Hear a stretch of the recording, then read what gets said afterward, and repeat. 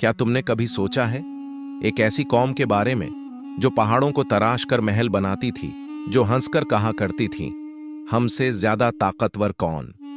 लेकिन जब आसमान का हुक्म आया तो वही महल मिट्टी के नीचे दबा दिए गए। हजरत नूह अलैहिस्सलाम के बाद एक और ताकतवर कौम पैदा हुई, कौम आद। यमन और ओमान के दरमियान एक रेगिस्तानी इलाके अहकाफ में उनका शहर आबाद था। इरम जातुल इमाद, स्तंभों वाला शहर जो आसमान से बातें करता था।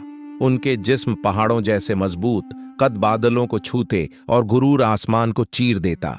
वो कहते थे, हम ही जमीन के वारिस हैं और हमेशा रहेंगे।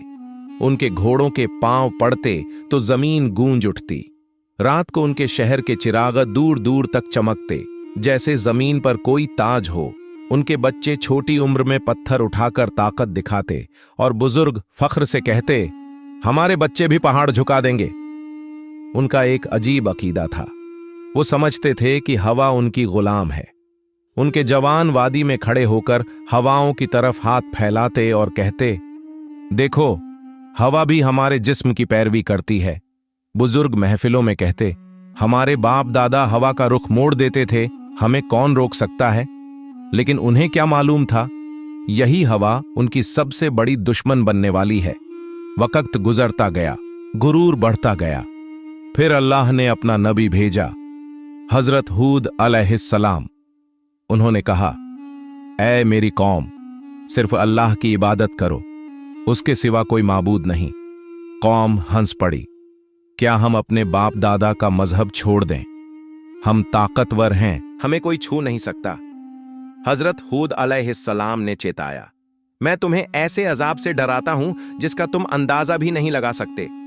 लेकिन जिन दिलों में गुरूर भर जाए, वहां नसीहत पत्थर से टकराकर टूट जाती है। फिर अल्लाह का फैसला आया। 3 साल तक एक बूंद बारिश नहीं हुई। नदियां सूख गईं, जमीन पत्थर बन गई। पहले साल बोले, ये मामूली बात है। दूसरे साल प्यास ने जुबानें सुखा दी। तीसरे साल उनकी हंसी, उनका फख्र रेत में गुम हो गया। फिर एक दिन आसमान में 3 बादल आए, एक लाल, एक सफेद और एक स्याह। फरिश्ते ने पुकारा, ऐ कौमे आद, एक बादल चुन लो। उन्होंने काला बादल चुना। यही रहमत है।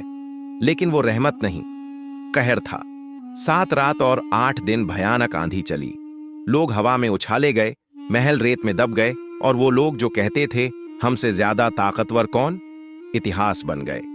और जो लोग हजरत हूद अलैहिस्सलाम पर ईमान लाए, अल्लाह ने उन्हें बचा लिया।